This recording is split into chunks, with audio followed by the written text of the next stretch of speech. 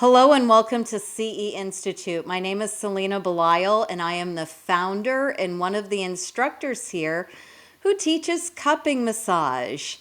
Now we teach to physical therapists, occupational therapists, massage therapists, nurses, and more. Usually we provide CE hours with our training for licensed practitioners to renew their licenses. Depending, some courses are not board approved for all different boards and so forth. But right now, for free here on YouTube, I wanted to share with you one of our myofascial decompression training videos that we obtained and made from research in our evidence-based medical massage practices. Now, I originally studied cupping with my background back in 1995 at the New England School of Acupuncture.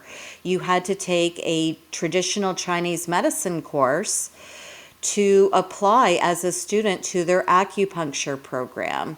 I decided to continue with massage studies instead of the acupuncture program and eventually went to Beijing, China for my second TCM certification at the Beijing Hospital. And I mostly studied fire cupping. However, I eventually kind of took that Eastern influence and created a Western modern cupping practice, which we call orthopedic cupping. And I'm published in the subject at Massage Magazine.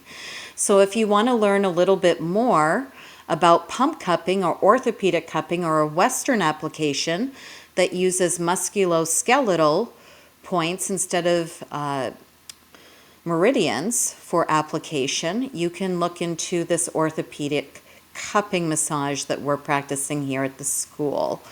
You can take our cupping training. It's on our menu. And in our cupping training, in the 12 CE hour orthopedic cupping training class, I do teach a full body myofascial decompression. Usually the client lays there and they're just passive throughout the treatment.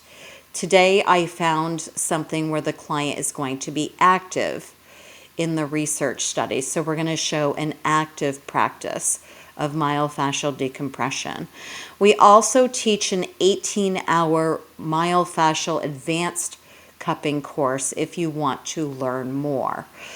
So for our myofascial decompression, which came from this research study, it's called Acute Outcomes of Myofascial Decompression. It was a comparison study of self-rolling myofascial release on the hamstring to affect hamstring range of motion, to lengthen hamstrings. We took excerpts from the study in a 3-step protocol, and we're going to practice that right now. I'm going to show that to you right now. I'm going to give a big shout out to the International Journal of Sports Physical Therapy, who published this research so that we could find it and take the excerpts and teach from it as well. And in here you will find the methods that were used in this research study, and they also did a wonderful job because they added some pictures to show their therapy as well. So let me show you our simulation of their research study. I'm going to apply the 6 cups. They're pump cups. We're not using fire cupping here in the myofascial decompression. And keep in mind, this client has varicose veins around her popliteal fossa, which is fairly common in older women. So we are going to stay a little bit superior to the knee area. We will not have the exact same pattern that they used in research, but we still had an effective result. Now, in research, what they recommended is that the cups were placed here for 3 minutes and left in static position. So that would be your 6th cup. The protocol, which if you're practicing from research and you want the same outcomes or results, you would try and follow that protocol to the T. The cups should be applied in the same exact position unless you can't apply them. Like in this case, there's a contraindication. We have to work around the varicose veins. You do your best. You do the best you can with that. And then also they asked you to sit there with 3 minutes. If the client can't tolerate 3 minutes of suction with these cups, you can try and lessen the pressure, or you need to remove the cup. You would never continue with the therapy or intervention if the client was uncomfortable.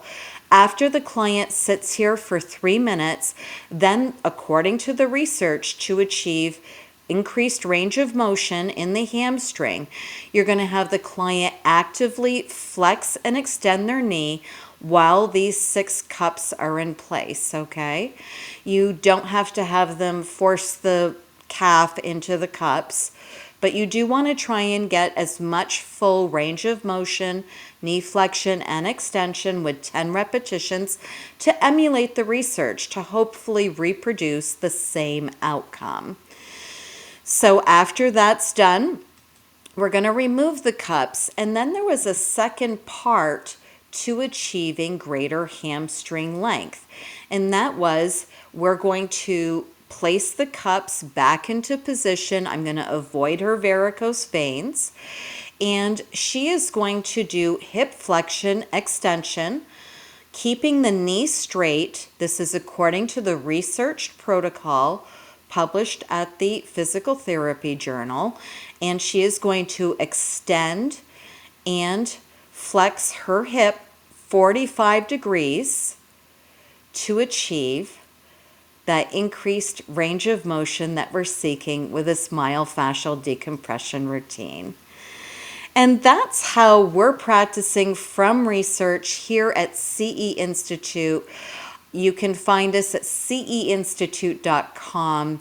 The research that we found is at pubmed.com. This is where we're usually looking up the evidence and the research to provide you factual-based, true positive outcomes in our hands-on practices. So hopefully we'll see you at a class here at CE Institute. And until we do, be safe.